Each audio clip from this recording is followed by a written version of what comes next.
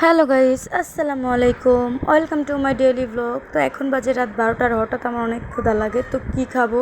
তো ঘরে চিকেন ছিল আর আটা ছিল, তো ভাবলাম একটু মোমো বানাই। তো এদিকে দেখতেই পাচ্ছ আমি আটাগুলো আগে ডো করে রেখেছিলাম, তো কিছুক্ষণ এটা ঢেকে রাখার পর এটা অনেক সফট হয়ে যাবে। আর এদিকে হচ্ছে আমি মাংসগুলো কিমা করে নিচ্ছি। তো আমার হাতের কাছে ব্লেন্ডার ছিল না, আমি গ্রেটারটা দিয়ে করছি। বিশ্বাস করে এত সুন্দর হয়েছে, চাইলে তোমরাও ট্রাই করতে পারো। এদিকে হচ্ছে আমি আটাটা আগেই ডো করে রাখছিলাম, তো 10 মিনিট ডেকে রাখার পর এটা এত সফট হয়েছে, তোমরা দেখতেই পাচ্ছ। তো তোমরা এই জায়গায় হচ্ছে স্বাদ মতো লবণ, ঠান্ডা পানি আর সাথে একটু সাদা তেল দিয়ে এটাকে ভালোভাবে মেখে কিছুক্ষণ এটা ডেকে রাখবে, অনেক সুন্দর হবে। তো পাতলা পাতলা রুটি করে এ থেকে আমি গোল গোল করে এটা বানায় নেব মোমোর জন্য। আর এদিকে হচ্ছে আমি মাংসের মধ্যে পেঁয়াজ কুচি, আদা রসুন বাটা, আদা কুচি, মরিচ কুচি এবং আরও কিছু দিতেছিলাম।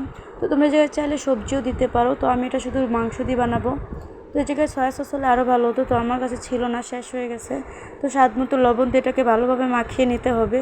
তো দেখতেই পাচ্ছ মাখানোর পর এটা কত সুন্দর লাগতেছিল। তো অবশ্যই সাদা তেলটাকে একটু গরম করে তার মধ্যে এটা দিবে।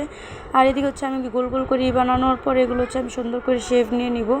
তো আমি মোমোর শেপ ভালোভাবে দিতে পারি না, কেউ আসবে না প্লিজ। আর কে কে পারো অবশ্যই কমেন্ট বক্সে জানাবা। আর আমার এটা অনেক সুন্দর হয়েছে, মজা হয়েছে।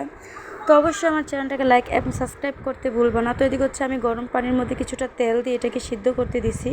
তো এটা আমি ভেজে নেব সিদ্ধ হওয়ার পর। আর অনেকে হচ্ছে এটা ফাপ দিয়ে নেয়, ওইটাও মজা লাগে। তো আমার একটু তেলের মধ্যে ভাজা দিয়ে নিলে বেশি ভালো লাগে। আর এদিকে হচ্ছে আমি এই শুকনো মরিচের গুঁড়া নিচ্ছি, আর এদিকে হচ্ছে তেলটা একটু গরম করে এর মধ্যে দিয়ে দিলাম চিলি ফ্লেক্স। হচ্ছে এটা অনেক স্বাদ একটা লাগে। আর এর মধ্যে হচ্ছে আমি হট টমেটো সয়া সসের সাথে এটা মিক্স করে নিব।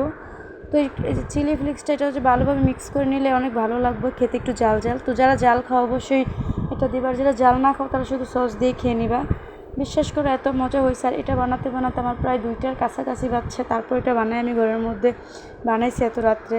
আর দেখতেই পাচ্ছ কত সুন্দর লাগতেছিল। আর এটার গ্রান্ড পেয়ে আমার মেয়ে ঘুম থেকে উঠে গেছে, তো ওর রিভিউ দিতেছে খাওয়ার কীরকম, দেখো কীরকম করে। তখন বাজে রাত 2টা, আর আমার ছেলেও দিয়ে ঘুমাইতেছিল আর আমিও খাইতেছিলাম। আর এই দেখো আমার কিচেনের কী অবস্থা। তো এটা সকালে উঠে পরিষ্কার করব। আল্লাহ হাফেজ, সবাই ভালো থাকবে।